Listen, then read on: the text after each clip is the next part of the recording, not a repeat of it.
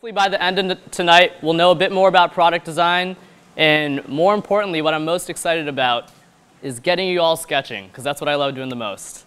So a brief, a schedule for what we're going to try to do is about 15-20 minutes of design theory, and then we're going to go straight into sketching. For those of you who know me, I have an attention span of about a minute, so we'll try to keep the talking really short and just get sketching, okay? Quick introduction on myself. My name is Saeed Rahman. I'm the designer of the Micro 3D printer, which was wildly successful on Kickstarter earlier last year. A bunch of the teammates are in the audience today. I'm really glad they're here. And we raised about $3.4 million, and it's been a blast. So tonight, I'm going to share with you a bit of the design theory that I've applied there, teach you guys how you can apply that elsewhere.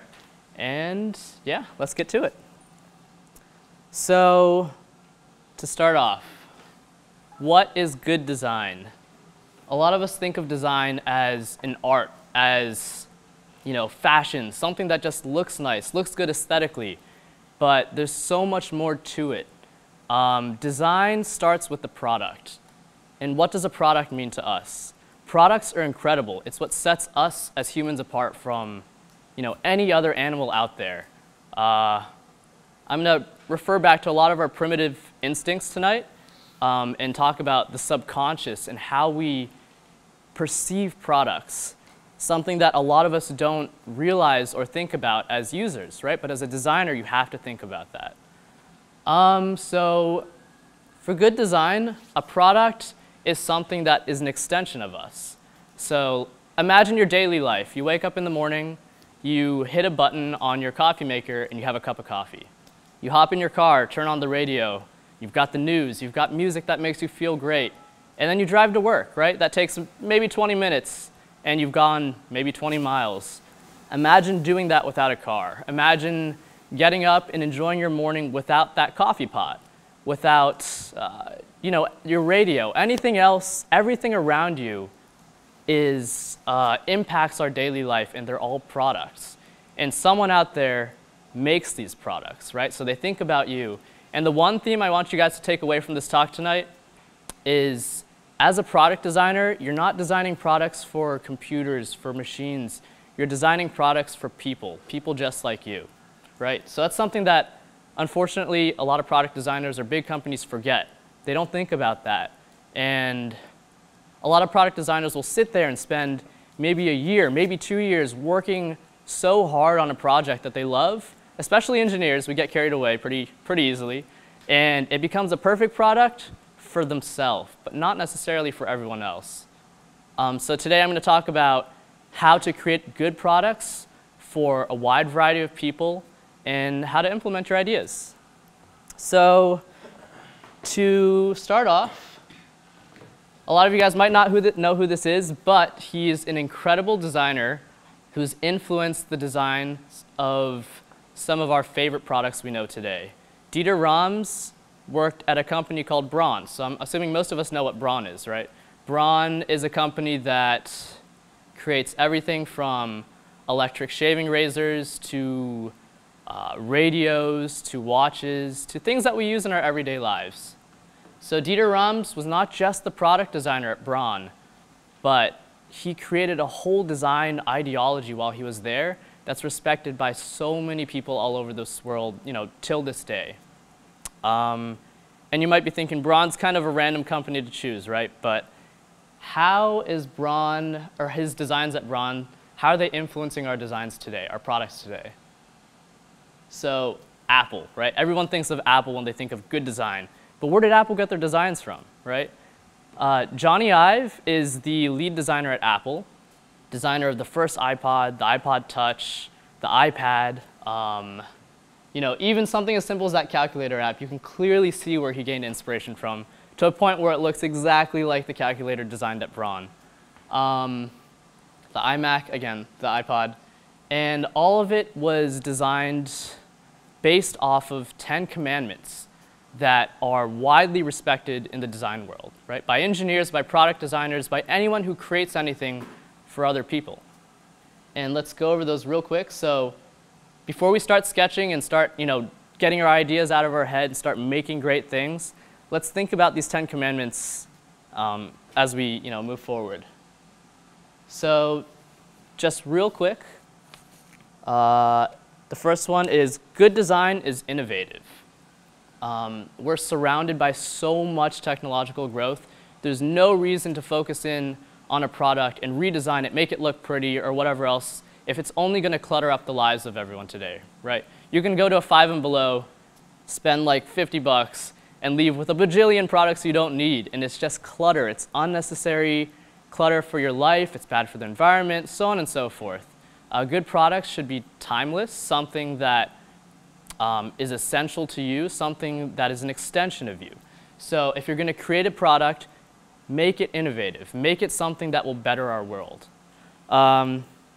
Next, good design makes a product useful. Products are made to be used. They're not there to be art pieces. They're not made to just sit around looking pretty, right? So if a product is a tool, something that we use in our lives, your design should accent or highlight the use of that product, right? Products are there to be functional. Good design is aesthetic.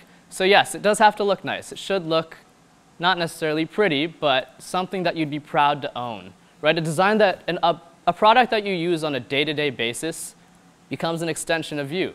And you yourself want to look good. You want to give a great outer appearance, right? So that product, whether it's your laptop or your speakers, your coffee pot, it's got to look good and you've got to feel good about owning that product.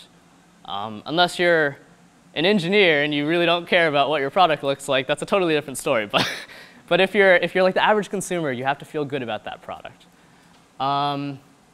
Good design makes a product understandable. Again, that goes back to the point where design isn't there to make it look pretty.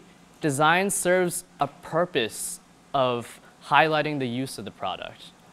I'm going to talk a bit more about this later, but a product should speak for itself. It should have a voice, something that is perceived in your subconscious. You should be able to look at a product and know how to use it instantly. That is a well-designed product. Obviously, there's certain things like spaceships and crazy race cars where you're going to hop in there, you're going to have no clue what works what part of that object. But for basic products, for the average person, you have to make sure the design makes it easy to use the product. Good design is unobtrusive. So products are tools, right? They're extensions of us. We use them to do something we couldn't have done otherwise. So it's got to fit into our lives seamlessly. What are the products we think of and remember? The ones that bother us, the ones that give us a hard time, right? You get in your car, and your radio is composed of a bajillion buttons that you're never going to look at while you're driving. And you look at one, you press it, and you crash, right? Like it's a mess. It's poorly designed, and it's something that you think of. Good products, however, are something as simple as that coffee machine. You push one button, and you get that cup of coffee. That product is just that intermediate step, that button. That's all there is to it, and you get what you went there for. Good design is honest. This is something that a lot of big companies forget about, and they make their products look flashy, fancy, powerful, whatever it might be, with all these crazy features. You look at a HP laptop, and it's got all of this stuff going on that makes it look so powerful, but deep down underneath, it's really a bunch of crap, right? So it's important to not try to gyp your customers or your users with a fancy design if your product really won't satisfy that. Good design is long-lasting. Good products, the ones that we keep and hold on to, are essential to us, right? Even in our current day and age where we live in a throwaway society, you get a new phone every 2 years, probably every year, and toss it away, right? We're throwing so much stuff away. But the true tools and products that we hold on to are designed to last a long time, not to break down after a year or two. That's why a lot of people sometimes prefer Macs over PCs, because Apple designs their products to last a while. They put time and effort and money and good materials into designing that product, so it's something you know is reliable, something that's not going to crap out on you after 6 months of using it. Now, I don't mean to sound like an Apple fanboy. I have a PC. But I am talking a lot about Apple. Good design is thorough, down to the last detail. A lot of companies will skimp out on a lot of features because they want to get it to market. They want to move their product to market. They just want to make money. And they leave a lot of features undone or up to question, thinking, you know, maybe it'll be fine if the consumer uses it in this fashion or that fashion. You really want to make sure that you put thought and effort into designing your product so it's perfect in its use from, you know, the moment the user gets it to the end of its life. Good design is good for the environment. That one speaks for itself. And this is the one that Dieter Rams is most famous for. Good design is as little design as possible. That probably sounds super contradictory because if you work really hard on a product, you obviously want it to have all these features and be the best of the best that's out there. But in actuality, it's the most difficult task to take a product, figure out what you're supposed to use it for, and strip every other feature away so it's perfect for that task. It takes a lot of effort to simplify that product so it's perfect.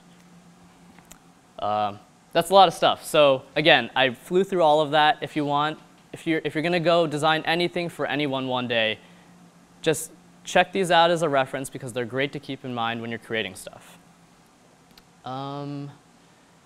Visual semantics, this is stuff I don't want to go into too depth tonight because you can talk about this for hours and days and take courses on this. But it's a fancy word for how we perceive things visually, right? You know, in our subconscious. And visual semantics are composed of certain things like colors and materials.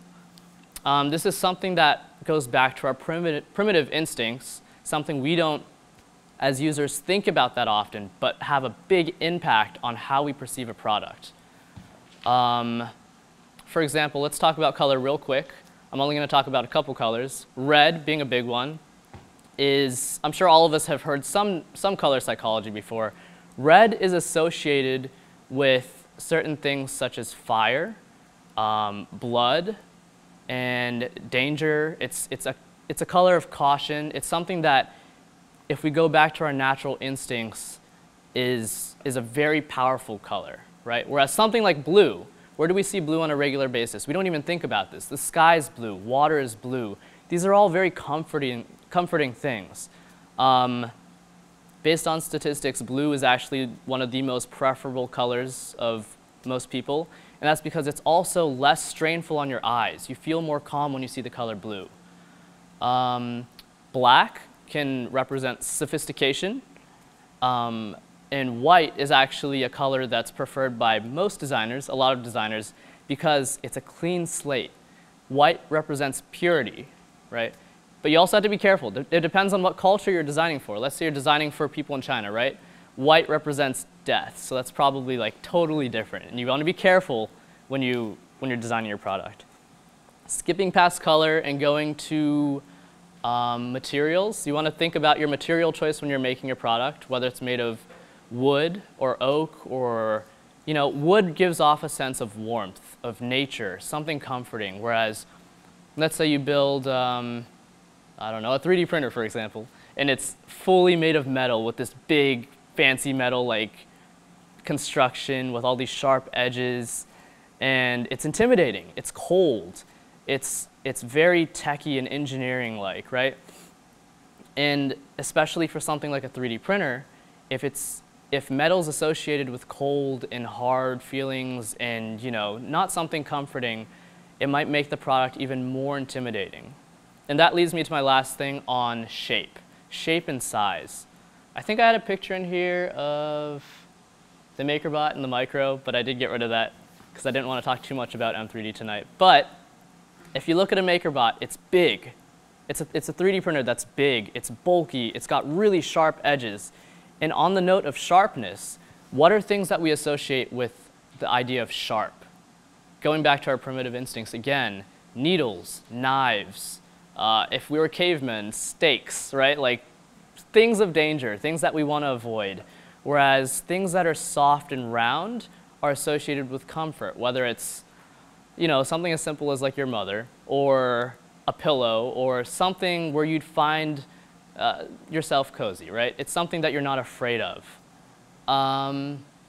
So if you compare a product like a 3D printer, especially if you want to tap into like a consumer market for the first time, you're going to want to think about those things and apply those ideologies to the design. So at first glance, if you've never seen a 3D printer before, you're not intimidated by it. You think it might be something you could use, and you might give it a shot.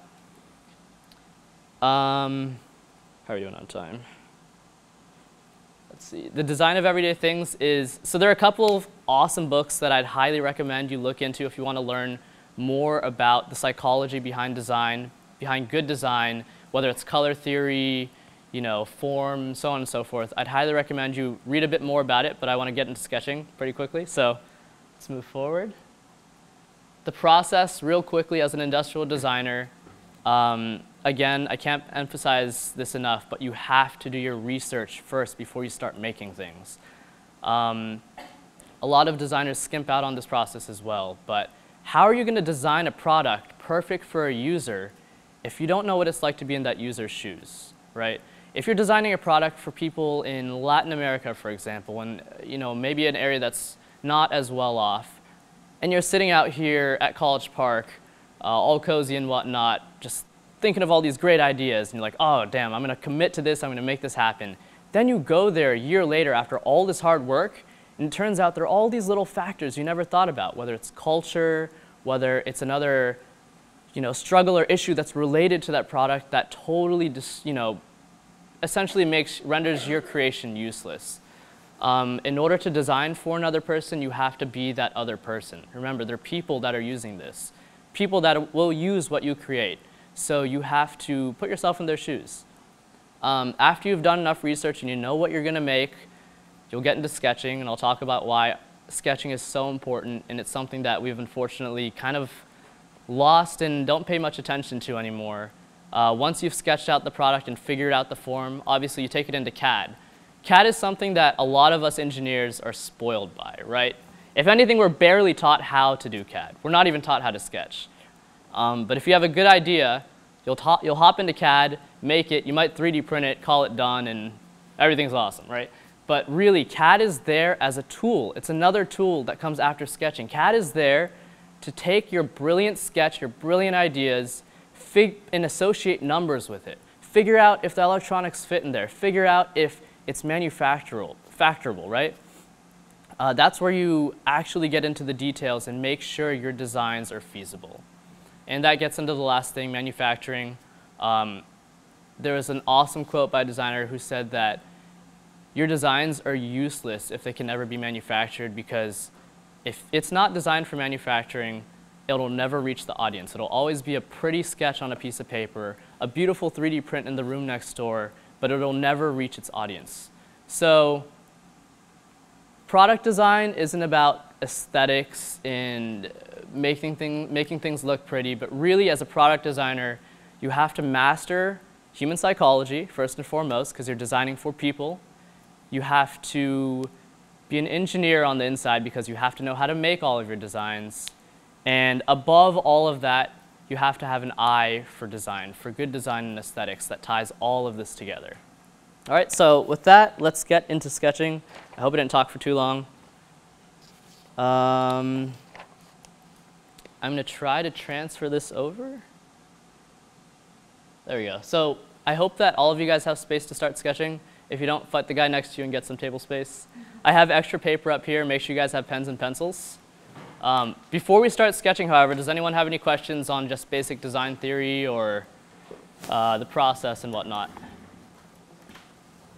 If not, we'll move forward. Go for it. So, like one book you recommend on like the best book to learn about design? Yeah. Oh, if I could recommend one. I would say the one book that you absolutely have to read as a designer is called The Design of Everyday Things, because it's exactly everything I just pitched. You have to design for people, right? So it teaches you how to design great products for any type of person. I have a bunch of them up here, so you guys can take a look afterwards.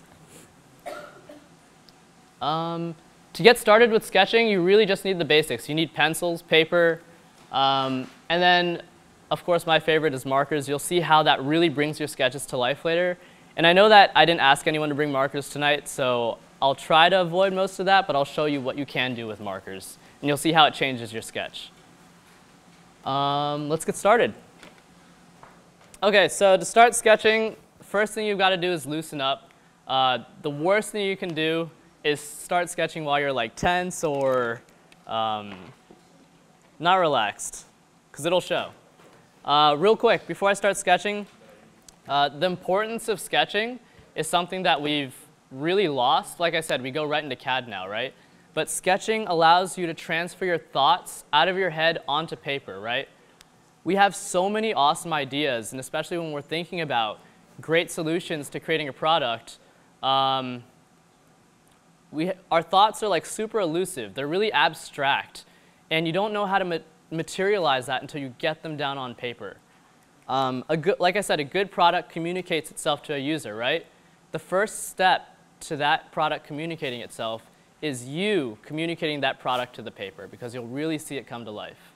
So sketching allows us to have conversations with ourselves, to have show the iterative process of where we've come from. Let's say you're working for a company and your boss comes in and sees your CAD model, and it's awesome, but he asks you, why didn't you do this feature, right? In CAD, there's nothing you can do. You're like, all right, I can redo that. But if you sketch and you have all of those design iterations there, you can show them, whoever it might be, why you didn't choose that, where you've come from, and how your ideas have evolved over time. And that's something you just can't do in CAD.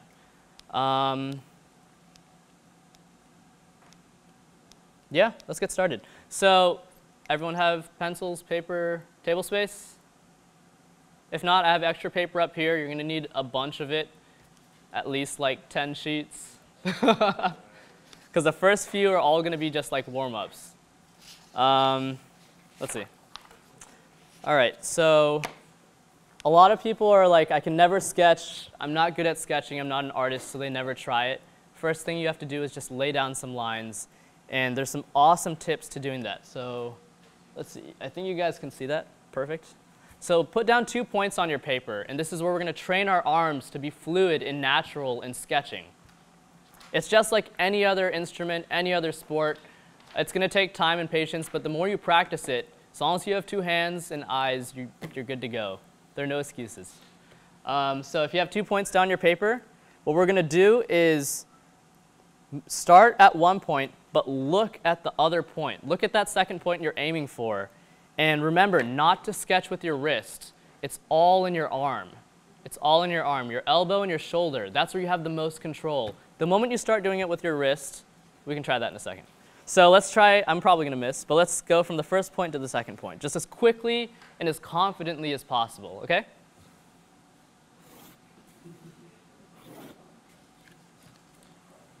And let's try a couple of lines just to warm up.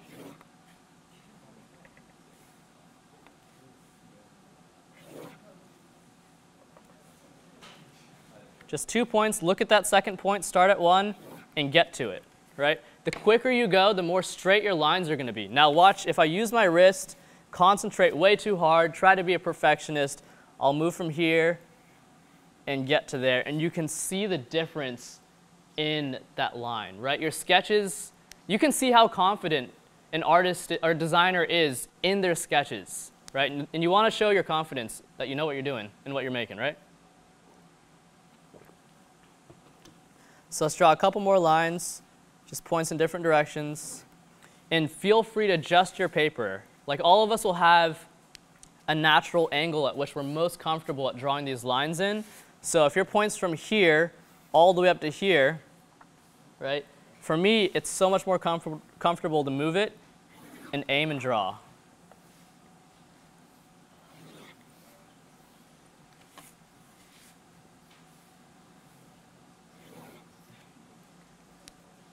All right, if I move too fast, just let me know, OK? Because there's so many things I want to go over. We probably won't go over all of them.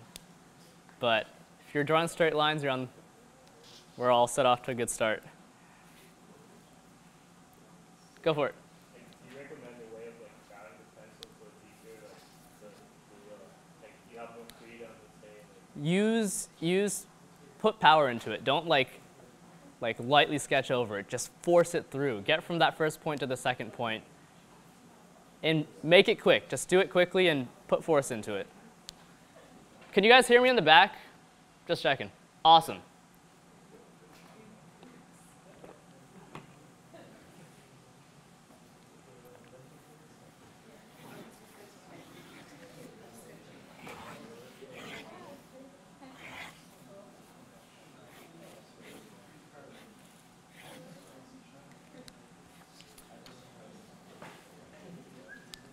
All right, we're going to make it a bit more challenging. So hopefully we're drawing pretty straight lines now. If not, keep practicing because, again, it's all about practice. Hello. So now let's try 3 points. All right, this gets a bit more tricky. Now we have 3 points, right? We just tried going from the first to the second, looking at that second point.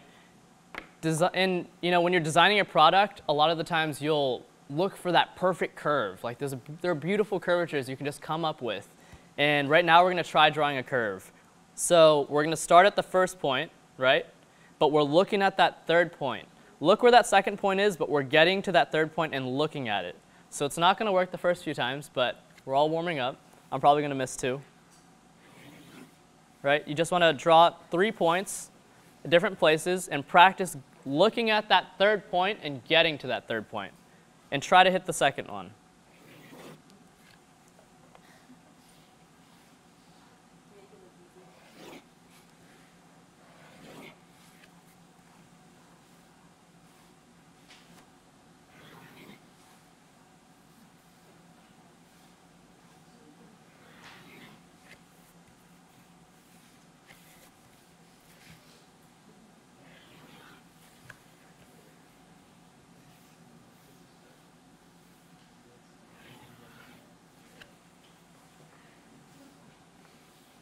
And you'll notice the further and further you spread those points apart, the more and more difficult it gets, but that's all part of warming up. It's what we're going to end up doing, so make sure you're challenging yourself.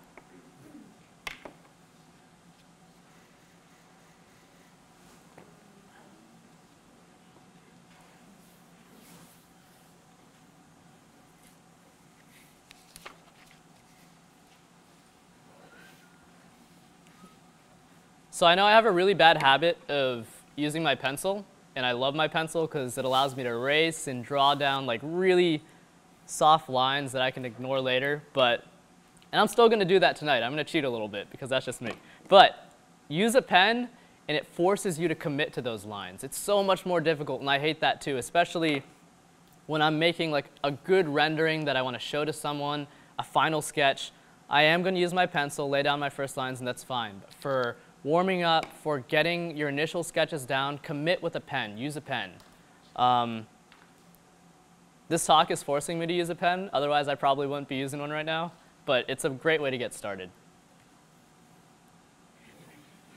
And after you've laid down a couple of curves, try challenging yourself a little bit. Try to draw another curve, but make it parallel to that first curve. If you want, add that line again. Do a point-to-point line, right? But then try to draw another parallel line perfect to the previous curve, the previous line.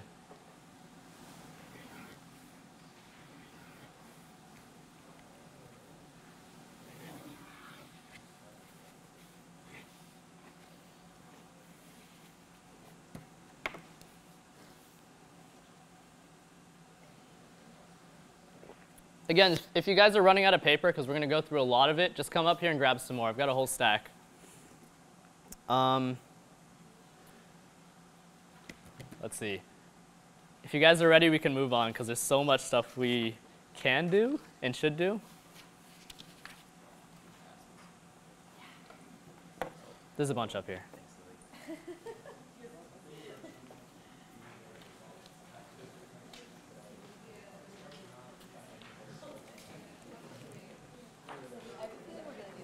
There's more paper in that closet back. That would be awesome. Thank you, Lily.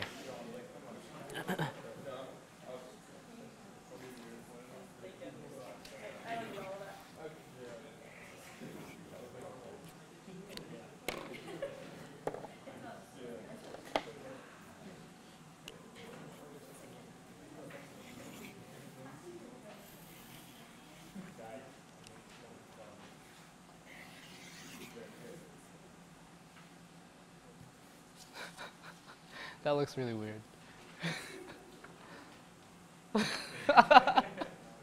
Sorry.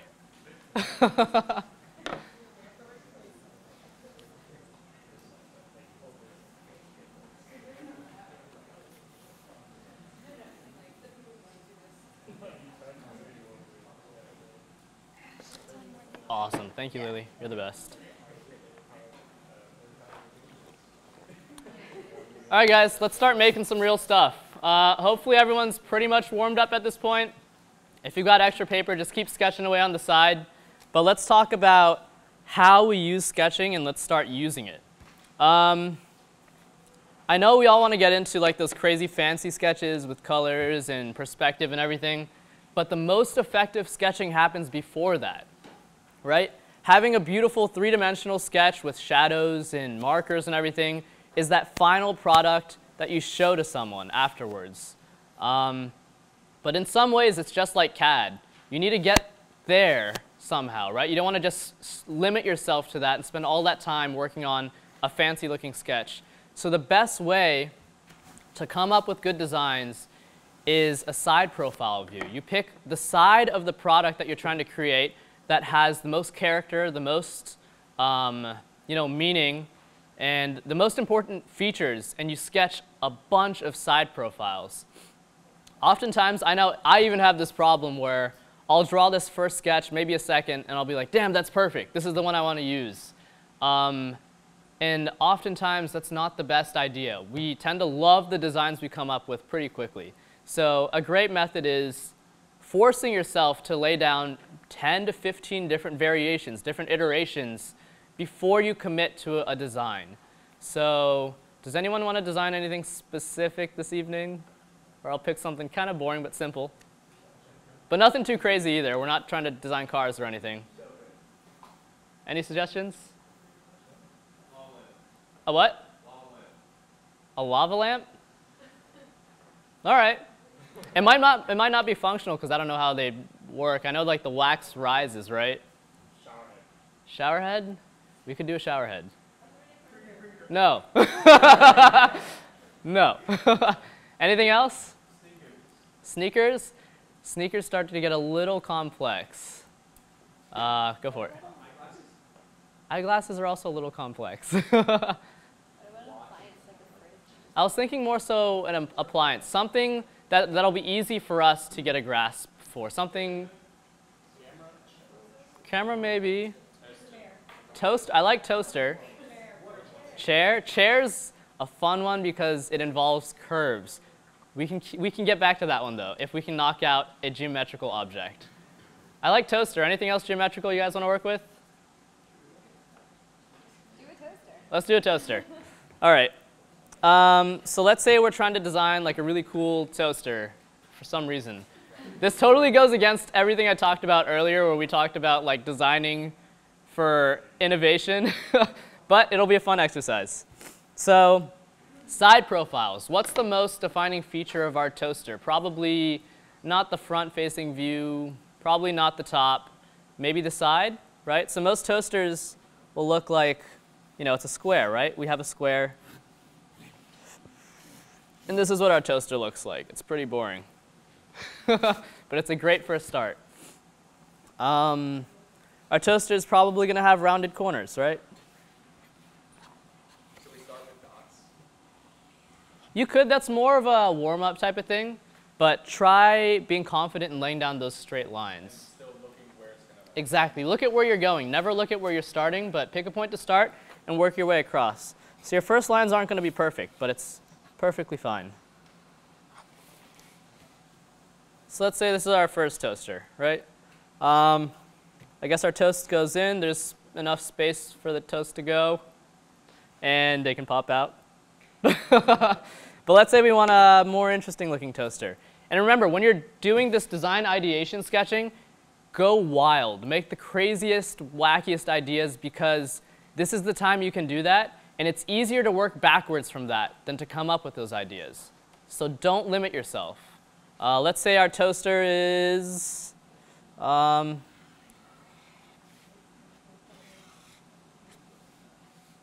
half circle.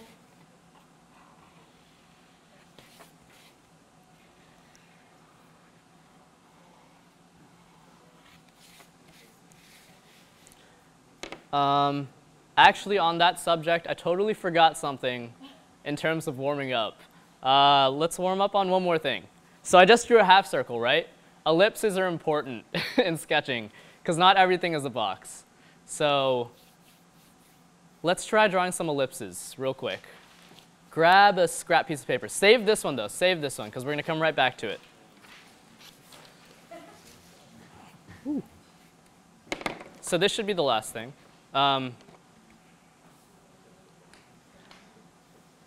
Straight lines, curves, and ellipses make up almost anything you're going to draw and create.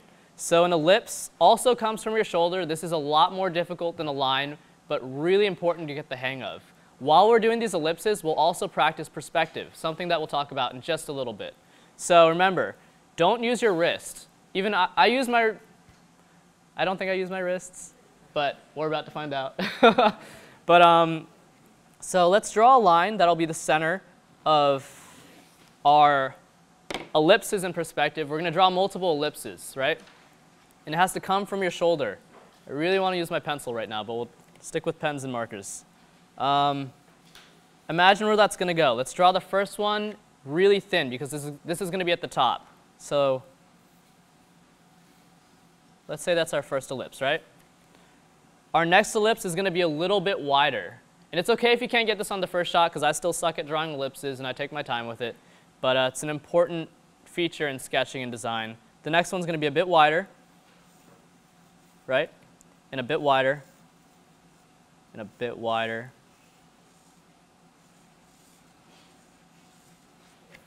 And if you look at it, it should be coming down in perspective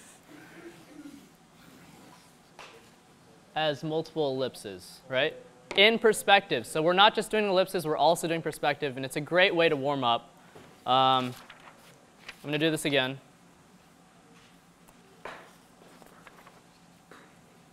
Let's say I do it sideways this time.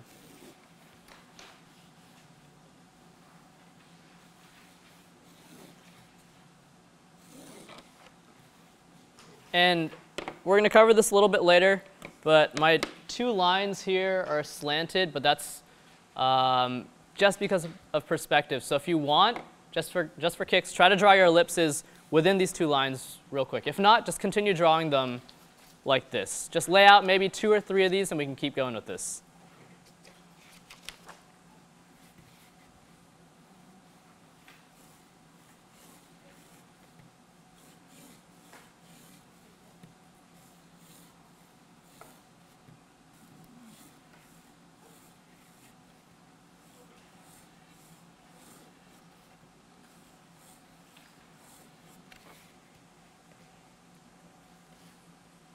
And you'll kind of see what's happening.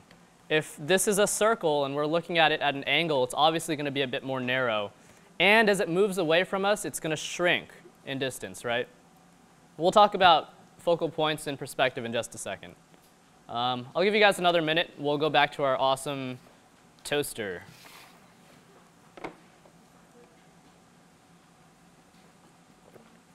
Where's your marker?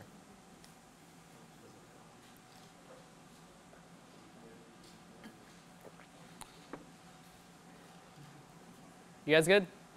Awesome. Oh, no, it's good. All of this is going to be sketching, so I'll just let it run, if that's okay. I have no clue. Whatever's best for you guys. I would stop it and then do it again. Okay. Okay, let's do this toaster. So we have a half moon, a square.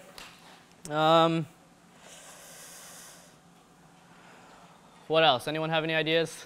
A rocket ship toaster? All right. I'm thinking about this one. Well, we could use the front nose of that rocket ship and make it an interesting toaster.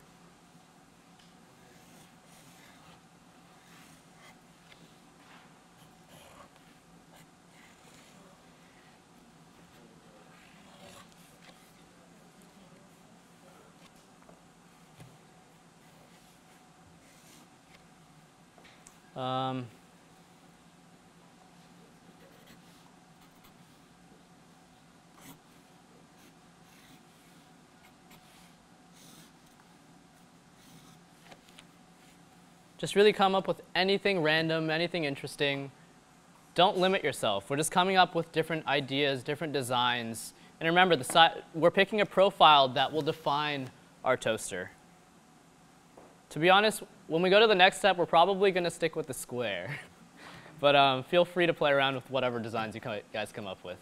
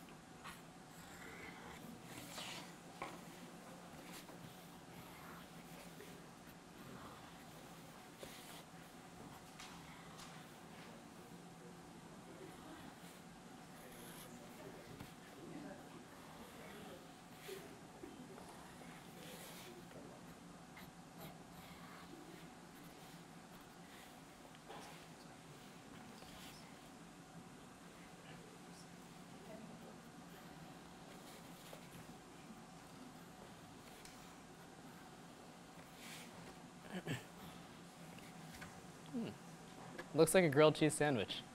How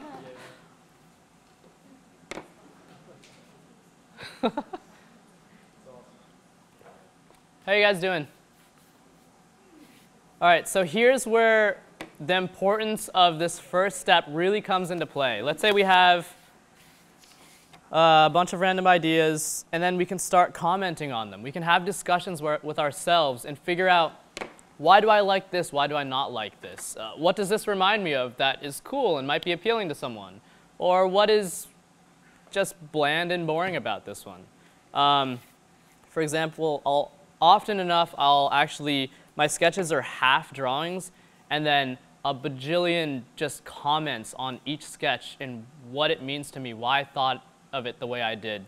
So for this, I don't feel like writing right now, but for this is, very generic, very simple, something that could easily blend into your kitchen.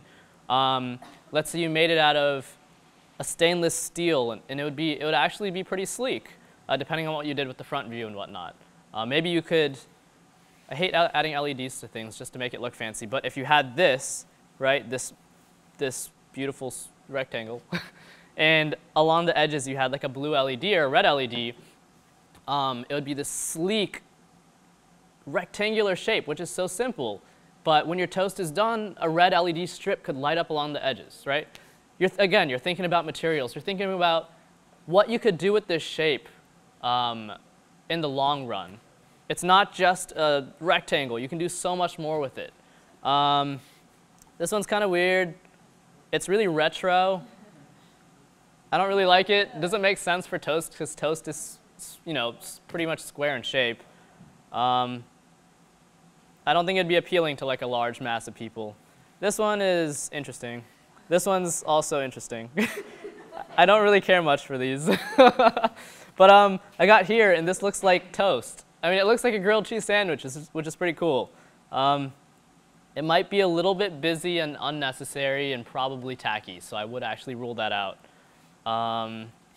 But as you can see, like, the more you force yourself to continue iterating on your designs, there's so much more you can come up with. And a lot of you guys know Jeff, actually, who's couldn't be here, but he has this awesome book on that bookshelf right there, filled with these random doodles of random shapes, and just flipping through that, you can get inspiration. It really is just about laying down lines. Anything crazy, wild, and random, and you'll find inspiration from that. So hopefully you guys came up with some awesome designs, and if you want for this next step, you're more than welcome to sketch it based off of your own thing, but I'm going to stick with this awesome rectangle.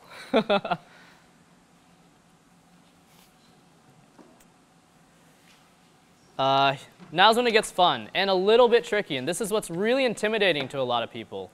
I drew out something earlier. Let's see if I can find it. But sketching gets really fun when you start adding perspective, when you start bringing it to life. When I was practicing for this, I just drew up a quick speaker real quick, but you can see what markers do. And right now, we're going to try to draw something like this. And I promise it'll be simple. It just takes a bit of patience, and as long as you're drawing straight lines, you can do it. So perspective. Everyone's heard of perspective. Everyone has seen the silly train tracks that look like this and looks like this. Obviously, there's a vanishing point ahead of us, and maybe we've also seen to our left and to our right, there are vanishing points. I don't want to go into the details because it's super boring, but we're going to keep that in mind and do something a little bit different tonight. So let's say those are our two vanishing points, right? And we've all seen this image where it's like this building and maybe more buildings, right? And there's a door, right? And maybe we have like windows. And everything comes from these vanishing points. Everything comes to where we currently are and goes out to where our eyes can no longer see them. So my door's kind of off. Right? So all the features are based off of that. So if this is our building,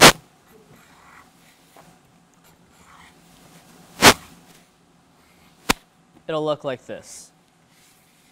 Right? And that's something that all of us hopefully have seen somewhere at some place in time, but it's not what we want to do on a regular basis with our designs. This is also super rigid. Maybe if you're drawing something for architecture class or something, you would do this, right? But how often do we actually look at a scene and it looks exactly like this? That's like, not often. So again, we want to keep things super loose and just make sure our sketches are flowing really freely. So what we're going to talk about is those vanishing points. And stop me if I'm going too fast, but imagine those two vanishing points, which are really extreme, are all the way out there and all the way out there. So think about that for a second. So if I was going to redraw that building, right, from here, here's my first edge, right? And my building's not going to be that, it's not going to, you know, close into a point. That's way too extreme. So let's say it closes in a little bit, and it closes in a little bit, right? Just a little bit, because remember, our vanishing point's all the way out there now. This is such an extreme perspective, you're not going to use it that often. And yeah, let's close this wall, right? And remember, wherever we're looking at that object, it's never going to be perfectly symmetrical because there's another vanishing point all the way down here where I am, right? So that's why you can kind of see these two lines are slightly slanted towards one another. So let's try doing that with this one. Imagine our vanishing point's all the way out this way now, right? Yep, same direction. Again, slight slant, right? And let's close that. Slightly angled downwards. So we have somewhat of a cube. And this is the perspective that you want to be using for all your sketches. Remember, the vanishing points are far away, but whenever you use these lines to set up your sketch, they still do converge, but at a much slower rate. So let's say this is our cube. This is not our toaster, actually. It does look like the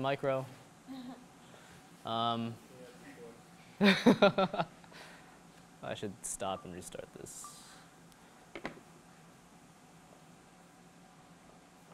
How are those cubes looking? I know we're going really fast. Like usually if you're learning how to sketch and draw, you do all this boring line stuff for like weeks. And then you start talking about perspective. So I'm really rushing through things tonight.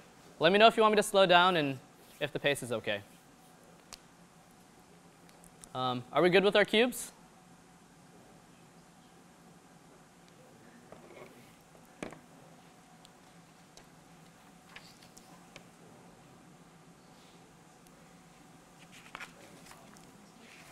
Now, if you're comfortable, I'm going to push it a little bit further. We're going to draw that cube again. Remember, we're keeping it super simple, but you're being forced to think about that cube from a different perspective now, right? Now let's think about looking at that cube top down. For example, if the cube's in my hands here, I'm looking at it from up here. So what are we going to see? We're going to see the top face and two sides, right? So imagine this is our top face, slightly converging in this direction, and slightly converging in that direction, right? Focal point out there, and then focal point all the way down here where I am. It might be a little tough to wrap your head around it, but this is the top face of the cube. So it's coming down, right? This is coming down towards there. This is coming down towards there. Remember, they're converging far away and at a much slower rate. So let's say I close up this cube. Remember, these lines are also going to be converging out that way, all the way out in that distance. Same with this one. So your lines are never parallel to one another. And all of us, I'm sure all of us have drawn a cube like this before, where you do this, and then it looks super awkward. Because there's no perspective, all the lines are exactly parallel, and you're not going to do this anymore. So just get comfortable with drawing this cube, because I promise you, if you practice this cube over and over, with perspective, and sometimes I'll literally doodle in class just cubes, as random and boring as that seems, because you're practicing converging those lines perfectly. And it might be a little bit difficult to see, but go for it.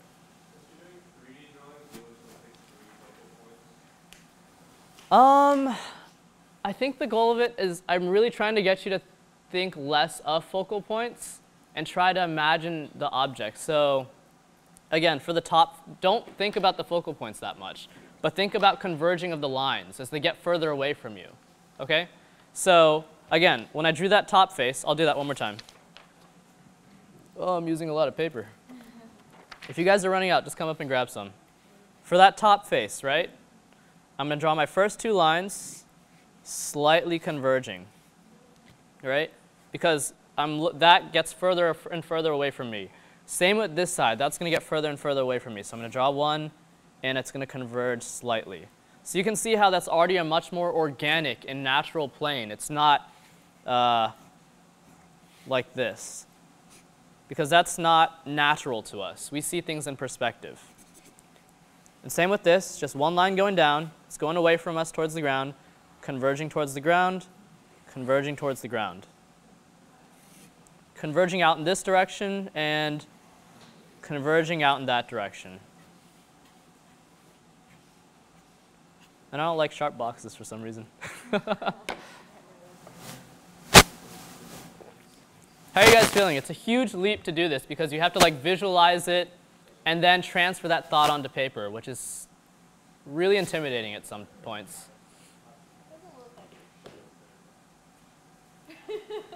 It's fine. So again, practice is everything. It's just like playing an instrument here. The more you lay down these lines, the more and more comfortable you're going to get. So just for reference, James, I'm going to do this one for you. What actually helps is if you, especially when you're starting off, I know I drew my lines short and simple so it looks right, but look at where these lines are converging. That's going out in this direction. This is slowly going towards the back, right? If I draw my perspective lines in, this is coming, from there to there. This is coming from here towards the back. You can see how they're slowly converging, right? Same from top to bottom. That would be all the way up there going down. This would be out to the side and naturally coming down. And usually the center line's kind of central.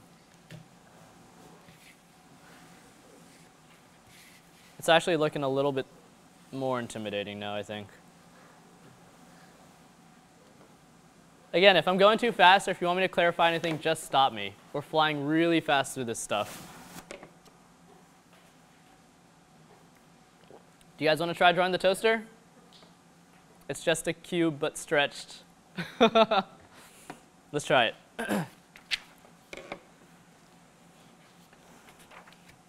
So one more thing. Now that we're drawing the toaster, I'm going to put away my marker. I am going to get out my pencil. Our toaster is exactly like that cube, but stretched, right? It's a rectangular shape.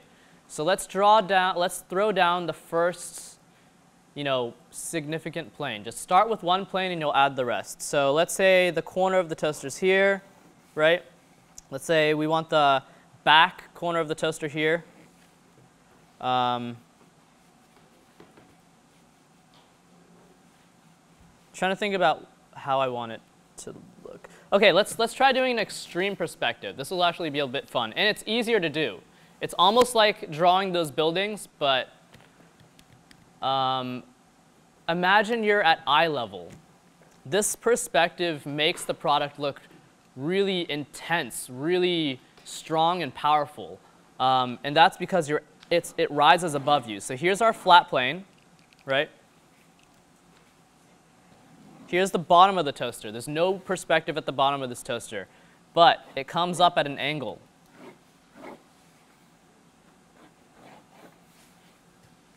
So our toaster looks like it's strong, it's above us, it's rising above us, and that gives it so much more strength in the image.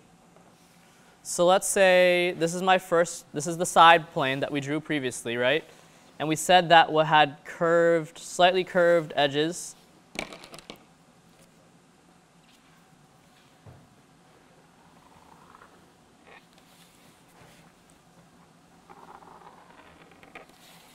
Remember to move the paper as it's most comfortable for you.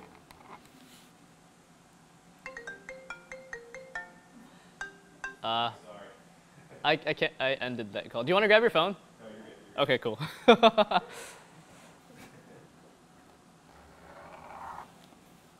Crap. Not sure. Oh, it's working now. That's good. I forgot to stop it again. I'm sorry, dude. You're going to hate me later. So let's say we have this first face down, right? Let's say I want to add a bit more character to it. So let's say these are two sidewalls that aren't exactly attached to the toaster, so it's not seamless all the way through. Again, it's flat at the bottom. And then let's say it has a bit of a dip here. But then we have another sidewall.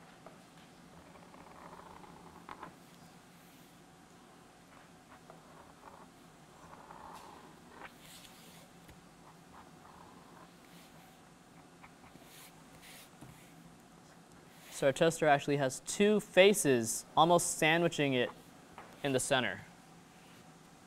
So I'd assume this is where you toss your cool, fancy LED lights and whatnot.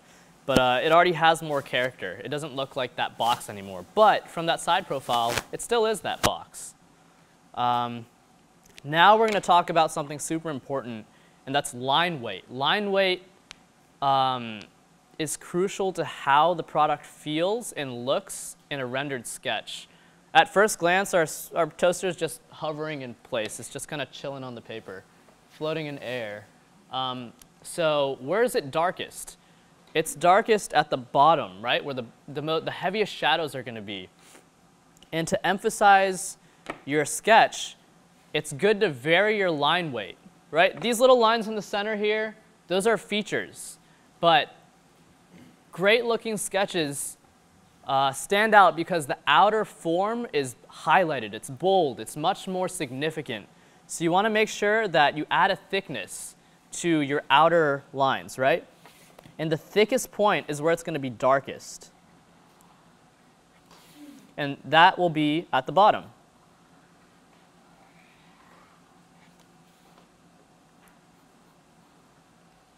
And again, if drawing straight lines is difficult, it's all practice. It's all about learning to control your arm, and you're drawing through your arm.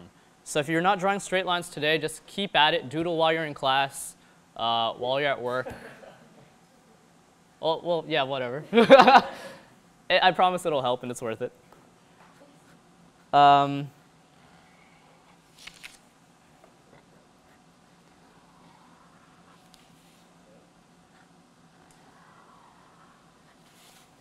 you can already see how much more confident my sketch looks and feels because it doesn't have those wimpy little lines that I laid down when I was just trying to figure things out. And you can... Would you switch from using a pencil to then like a marker when you're drawing? Yes, and markers are awesome because they're more forgiving. If I have this thin tip here, right, you can see all the little imperfections. Whereas if I had a marker, that's not right.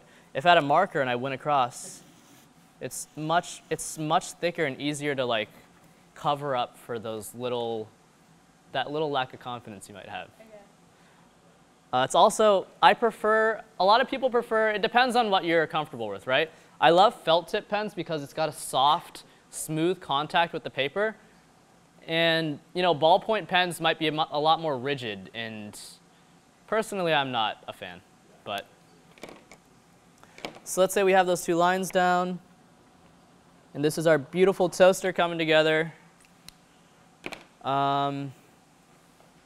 And these features on the inside are still important, so I still want to make sure that they look thick and relevant.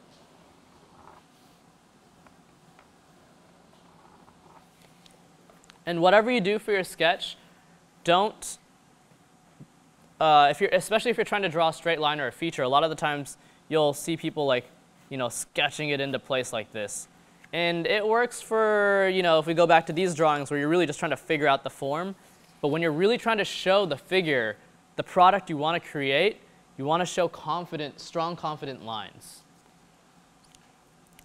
Real quick, I know you guys don't have markers, but actually we'll do that in a second.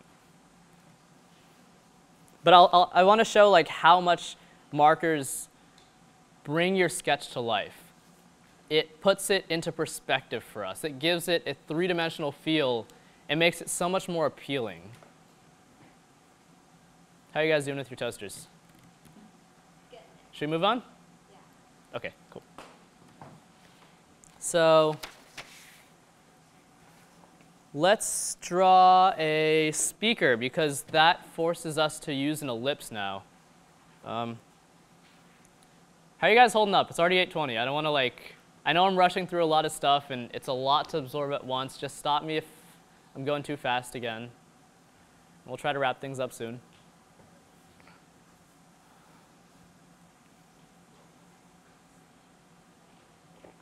I'm thinking around 8:35 in 15 minutes. I'll stop pushing you guys through these sketches. And if you guys want to try exploring something specific, or again, if there's a specific product or an idea you want to try sketching out, we can all do that together or individually afterwards. I'm here till whenever. All right, so let's try doing a speaker because that's going to force us to draw an ellipse, and that is a bit more interesting. So again, let's toss down our lines. Think about what view you want to see it in. I'm thinking we'll look at it from this top-down view of the square, this one right here, but a little less top-down-ish. So let's think about that. The top face, again, we're going to see less of the top face. We're going to see more of the sides because I want you guys to look at that ellipse. There's a bit of a trick to drawing these ellipses, which is a little bit rigid, but let's give it a shot. Best way to learn is by trying it, right?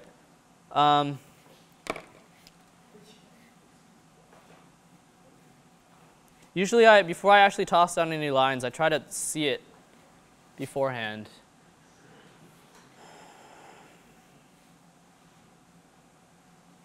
All right, so the top face is going to be a lot more narrow now, right?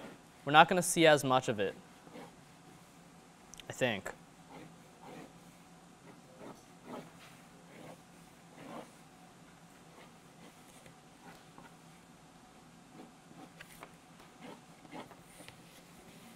It's too rectangular.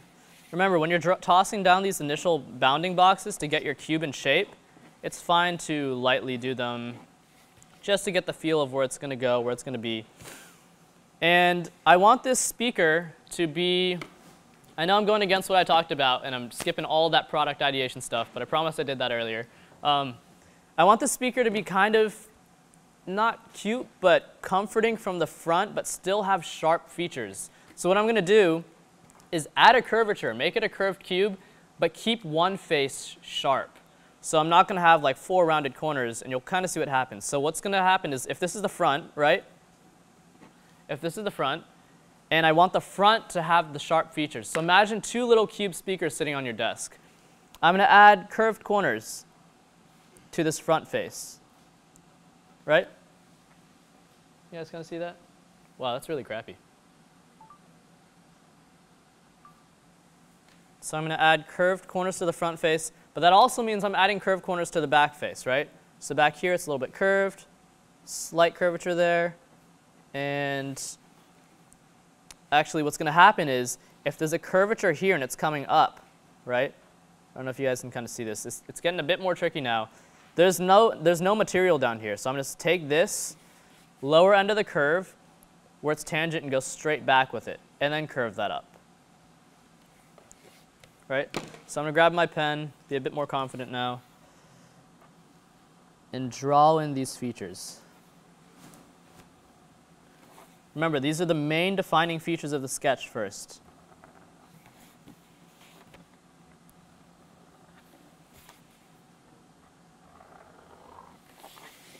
Ooh, that was terrible.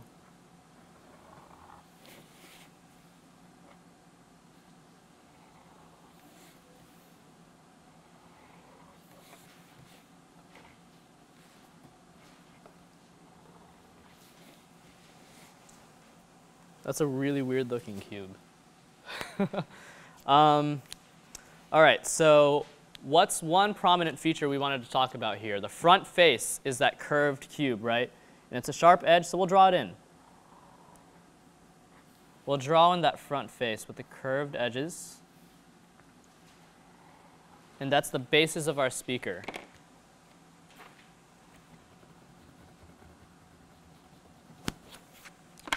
So here's where it gets tricky, right? We need an ellipse in here because the speaker is round, right? Now we're looking at that ellipse in perspective. So I looked into this a bit tonight before coming here because it's difficult to teach sometimes when you just draw. So what we're going to do is follow a method that I picked up where we're going to draw a diagonal from corner to corner, right? Corner to corner. And on these 2 lines, we're going to draw 90-degree angles where that ellipse is going to go. We're going to draw crosses onto it. And the trick here is that our ellipse is going to be perfectly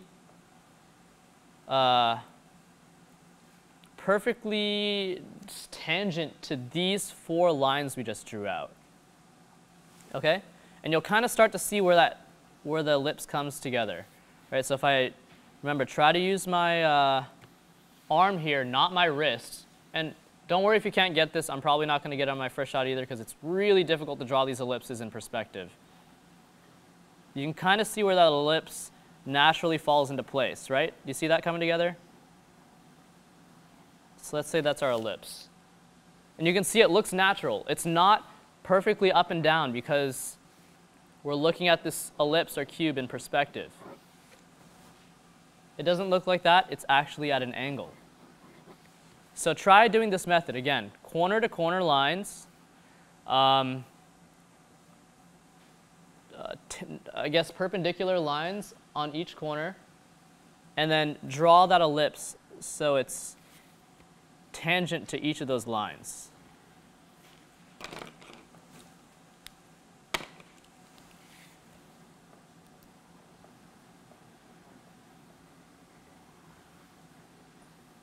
And as you go through it, get a bit more confident.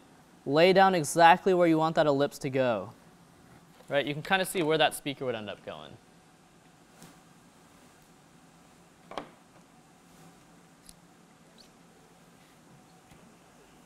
A speaker is not just a hole, right? We need another ellipse.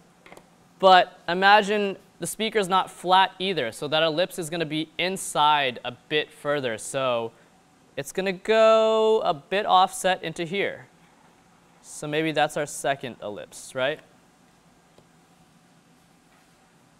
Because remember, it's still perspective, it's moving further in, and it'll be offset from that outer ellipse.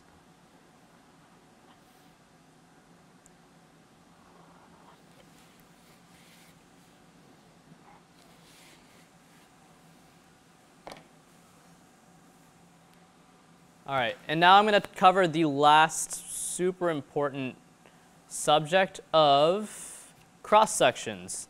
Cross-sections are really important because this still looks incomplete. Something's off about it. Why is this ellipse offset from here, right? We don't really know what's happening between this inner section and the outer section of this ellipse. But we know it's concave. Concave, right? It's going inwards, and then this intersection is convex. But we can't see that. And as product designers, usually you're either engineering it yourself or you're working with engineers, and they love seeing cross-sectional views, taking your sketch and being able to comfortably just turn it into a three-dimensional model, right?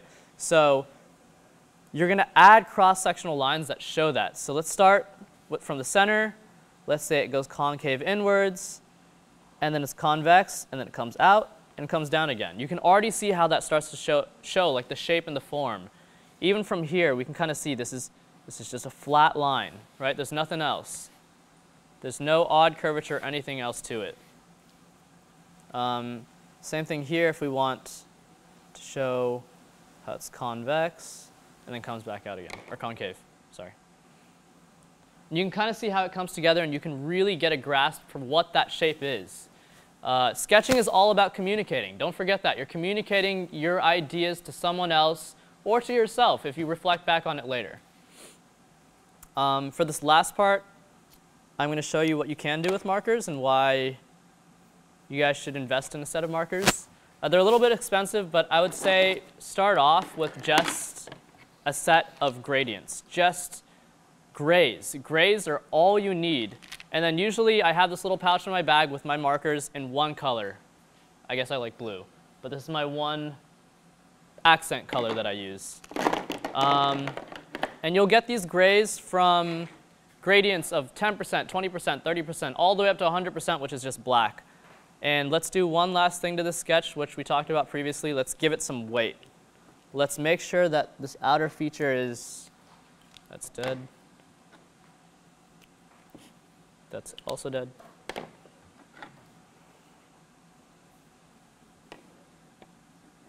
Let's make sure that the speaker itself is well defined, right? What is the main shape and form of the speaker?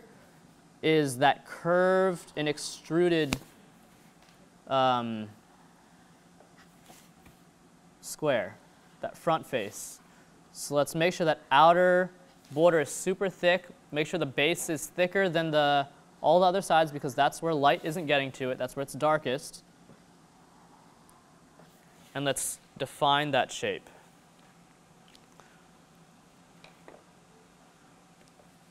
All right, so now let's say we have our markers. So just be patient and follow along real quick. I'll be quick. You have different densities or darknesses for these markers. So I'm going to pick my lightest side first. Where's the light coming from? Light's coming from up here, right? So that means this side's going to be darkest. This side's going to be pretty much the lightest, and this side will be kind of light, okay? So if I'm starting from the top, I'm going to grab a 20%. And you'll see how shading and markers in the light really makes the sketch come to life, makes it pop. So if I'm coming through with these markers, I'm getting this first top face, right? That's where it's brightest. And then it's going to be darkest here, so I'm going to grab a 50%. And again, if you guys have questions after this, feel free to message me if you decide to get markers, because I highly suggest it. But it's least important over everything else we discussed tonight, because that's how you really come to a conclusion with a good product, a good form, and a good design. This is just rendering and what, the final image that you really show your client, even for yourself or your boss, whatever it might be. So again, the second side that I'm choosing is going to be the darkest, right? So I'll grab my marker, clean strokes, all parallel. So remember, you absolutely have to practice laying down straight lines confidently beforehand. You can really see how this starts to come together.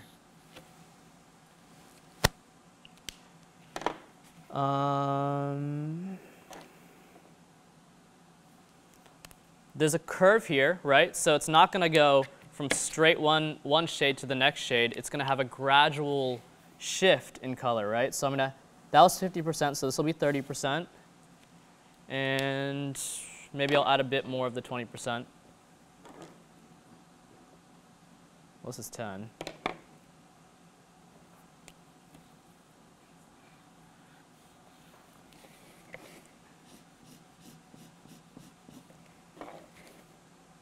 And then at the darkest point down here, it's going to be a bit darker than this side because there's absolutely almost no light getting to it. So again, if I did 50% here, I'm going to do 60% for this one, if I can find it.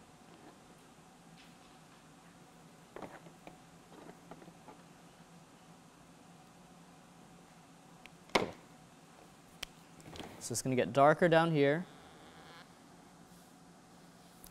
and then even darker under that.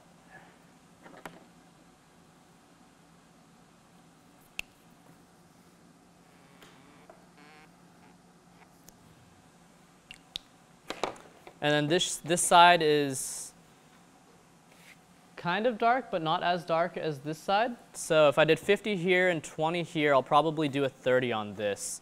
And then I don't think we have enough time tonight to cover this, but then obviously it gets so much more in-depth and complex to shade curved shapes.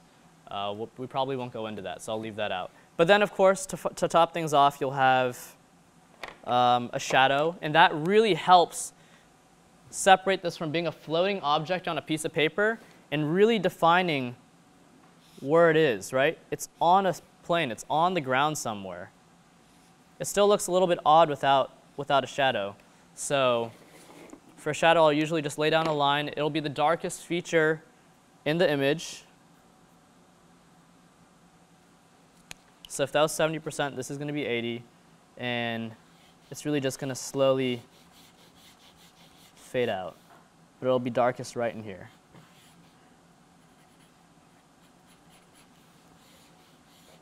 And that really helps just add that final touch to the image and make it feel like it's on that paper, like it's almost like a three-dimensional object and actually there. All right? So I apologize again for I hope I didn't go too far into shading because I know you guys don't have markers tonight, but if you can master the basics of perspective, just draw these cubes over and over again and really get a feel for what are objects in three-dimensional space and turn them into products, turn them into the great designs that you guys come up with in the beginning. And remember that something as simple as this could really become so much more interesting as you add to it, okay? So I'll open it up to questions or specifics if you guys want to work on anything or are interested in trying something. Go ahead. What are your thoughts on using a tablet and a stylus? I think it's an awesome way to go. And personally, I have a Wacom tablet, which I never got the hang of using because I love looking at what I'm doing. And if you're using a tablet, you're looking forward and then moving your hands here. It's really weird sometimes. So I'm actually thinking of investing in one of those tablets with a screen on it. Like Wacom sells them, but they're a little bit expensive. But you have so much more freedom and flexibility to work on a tablet. For example, you can lay down like 5 lines and then just press Control-Z and erase them. Or lay down another one, undo it, lay down another one, and it keeps it clean. Also, instead of using markers, you can use like an airbrush and get really nice graphics and details, right? But it's great to start off with pencil and paper, markers and paper, because you can feel what you're doing, and then take it to the Wacom and really realize like what you're working with. What else? What's it like as an industrial designer working alongside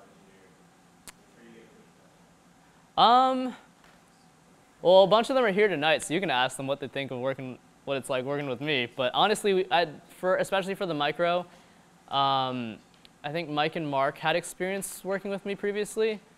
A lot of the design was done before then, so I can't give you like the best answer. Small features, however, it's a lot of back and forth. What's feasible, what isn't. Like I'll come up with some crazy designer idea, and it just doesn't. You can't necessarily manufacture it. Or for example, with the extruder head of the micro, I have 2 of them here too. If you guys want to pick them up and just, take a look at what these sketches turn into. I designed the head of the printer in one way, but when you go to manufacture it and injection mold it, there's sink marks. There are all these features that are, results that happen because of the design, and the design has to be altered to make up for that.